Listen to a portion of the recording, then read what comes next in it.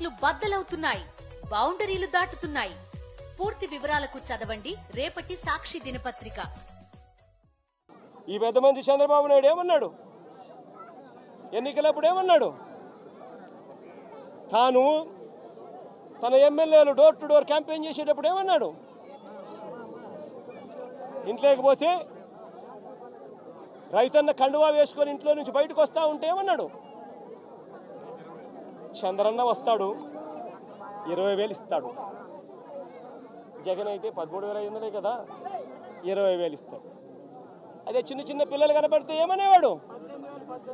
అదే ఇంట్లో చిన్న చిన్న పిల్లలు కనపడితే ఏమనేవాడు? నీకు 15,000.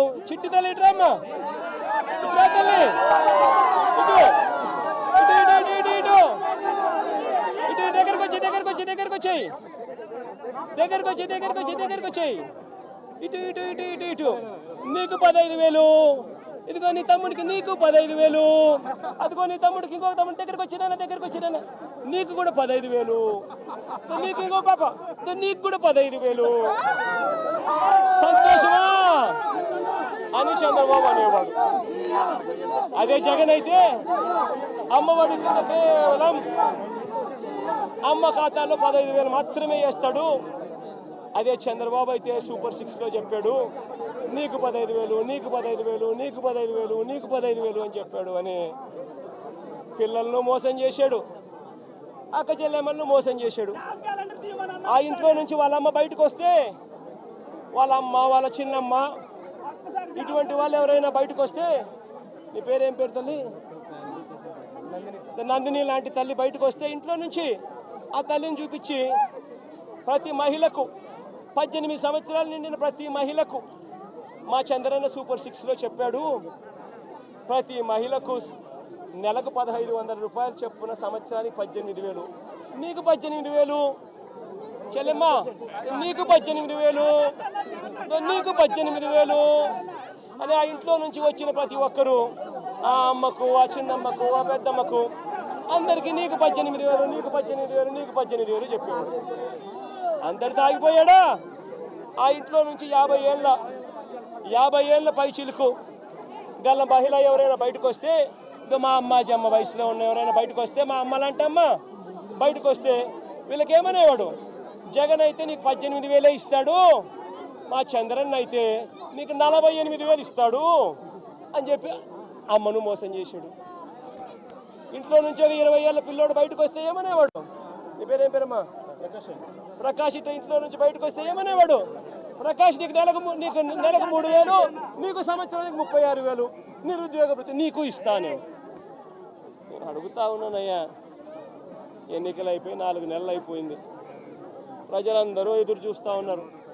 పిల్లలు బడులకు కూడా పోవడం మొదలుపెట్టాడు, బడులకు పోతా ఉన్నారు పిల్లలు. పోయింది, ఇంతకుముందు వచ్చే అమ్మఒడి పోయింది. వ్యవసాయం చేస్తూ ఉన్న రైతులు ఉన్నారు, ఇంతకుముందు వచ్చే రైతు భరోసా సొమ్ము పోయింది. ఇంతకుముందు చేయూత వచ్చేది, చేయూత పోయింది. 0 వడ్డీ పోయింది. ఆసరా ఇంతకుముందు జగన్ కరికరంతో అది కూడా మంచి చేశాడు, దాని గురించి అట్టాగా ఊసేయలేదు. నేను అడుగుతా ఉన్నా, ఇంత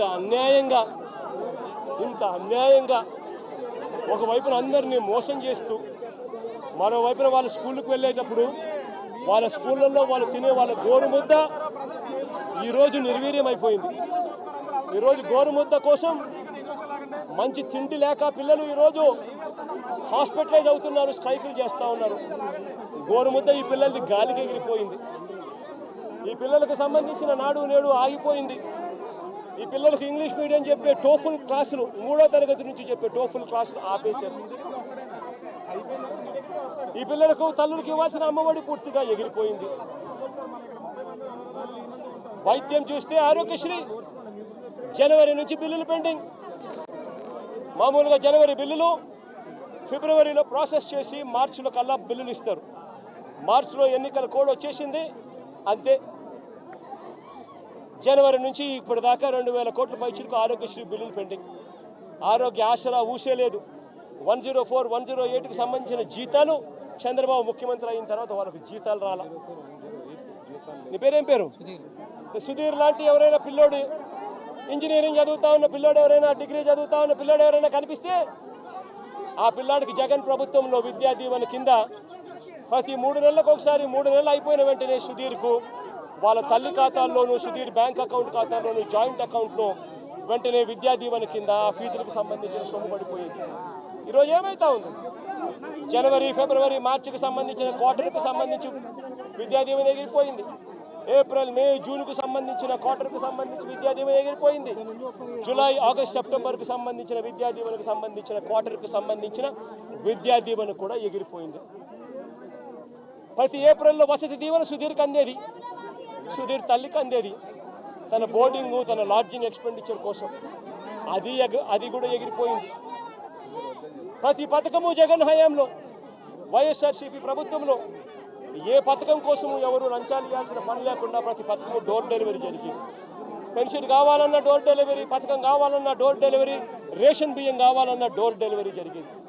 ఈరోజు ఏం జరుగుతూ ఉంది? ఈరోజు పెన్షన్ కావాలన్నా, ఇవ్వని పథకాలను సైతం లంచాలు తీసుకోవాలన్నా, పెన్షన్ కావాలన్నా కూడా ఈరోజు జన్మభూమి కమిటీకి సంబంధించిన, తెలుగుదేశం పార్టీకి సంబంధించిన నాయకుల ఇంట్లో సచివాలయ సిబ్బంది అక్కడికి పోయి ఆ నాయకుడు ఇంట్లో పెన్షన్ను పంచుతారు. మేము ఎందుకయ్యా తెలుగుదేశం పార్టీ నాయకుల ఇంటికి మేము ఎందుకు పోవాలి అనేవాడు 2 నెలలు అలా రాకపోతే పెన్షన్ కట్. జరుగుతూ ఉందా లేదా? నేను అడుగుతా ఉన్నా. ప్రతి విషయంలోనూ అబద్ధం. గవర్నెన్స్ పూర్తిగా గాలికి ఎగిరిపోయింది. ఈరోజు తెలుగుదేశం పార్టీకి సంబంధించిన వ్యక్తులు ఏం చేసినా కూడా పోలీసులు అడిగే పరిస్థితిలో లేరు. ఎవరైనా పోలీస్ స్టేషన్కి వెళ్ళి కేసు పెడితే చాలు, రివర్స్ కేసు పెట్టిన వ్యక్తి మీద రివర్స్ కేసులు పెట్టే పరిస్థితి ఈరోజు. ఈరోజు రాష్ట్రంలో అతలాకుతలమైన పరిస్థితుల మధ్య ఈరోజు రాష్ట్రం పరిపాలన జరుగుతూ ఉంది. ఆశ్చర్యం కలిగించే విషయాలను అడుగుతా ఉన్నా. దారి పొడుగునా ఈరోజు వచ్చేటప్పుడు అడిగిన, మీ గ్రామానికి సంబంధించి వరదలో మీరంతా ముంపులో ఉన్నారు. వరుసగా మీకు ఫ్లడ్ అలర్ట్స్ ఉన్నాయి. 1వ తారీఖు నుంచి 9వ తారీఖు దాకా నీళ్లు విపరీతంగా ఉంటాయని చెప్పి తెలుసు. రిపోర్ట్లు ఉన్నాయి మీ దగ్గర. మరి వీళ్ళందరికీ కూడా రిలీఫ్ సెంటర్లకు షిఫ్ట్ చేయాలన్నా లేదా? వీళ్ళందరినీ రిలీఫ్ సెంటర్లకు షిఫ్ట్ చేయాలన్నా లేదా? అడగండి వీళ్ళందరినీ. వీళ్ళలో ఎవరినైనా ఒక్కరినైనా రిలీఫ్ సెంటర్లకు షిఫ్ట్ చేశారా? ఎవరైనా వాళ్ళందరినీ చూసుకున్నారా? ఎవరైనా వాళ్ళకు మెయిల్ చేశారా? ఇరిగేషన్ సెక్రటరీ చేయాల్సిన ఫ్లడ్ కుషన్ మేనేజ్మెంట్ చేయరు. రెవెన్యూ సెక్రటరీ చేయాల్సిన రిలీఫ్ క్యాంపులు ఏర్పాటు చేయరు. హోమ్ సెక్రటరీ చేయాల్సిన లోతట్టు ప్రాంతంలో ఉన్న షిఫ్టింగ్ చేయాల్సిన మనుషులు షిఫ్ట్ చేయరు. మరి ఏ రకంగా ఈ పరిపాలన సాగుతూ ఉంది అన్నది ఆలోచన చేయమని చెప్పి ప్రతి ఒక్కరిని కూడా విజ్ఞప్తి చేస్తూ ఉన్నా. ఇలాంటి దారుణమైన పాలన ఖచ్చితంగా పోవాలి. ప్రజలందరికీ కూడా ఈ 4 నెలల్లోనే అర్థమవుతా ఉంది. చంద్రబాబు నాయుడు గారు లాంటి అన్యాయస్తుడు తాను చేసిన మోసాలు, తాను చెప్పిన అబద్ధాలు మోసాల కింద మారుతూ ఉన్నాయి. మోసాల నుంచి ప్రజల్లో కోపం పుడుతూ ఉంది. ఆ ప్రజల కోపం పెంచుకొని ప్రజలు రోడ్ల మీదకి వచ్చి చంద్రబాబు ప్రభుత్వానికి వ్యతిరేకంగా తిరగబడే రోజు కూడా దగ్గరలో ఉంది. అది జరగకూడదు అని చంద్రబాబు నాయుడు రెడ్ బుక్ పాలన సాగిస్తూ ఉన్నా కూడా అవి ఎక్కువ రోజులు ప్రజలను అలా నిర్బంధించలేరు. ప్రజలు ఖచ్చితంగా తిరగబడతారు అని కూడా ఈ సందర్భంగా తెలియజేస్తున్నారు.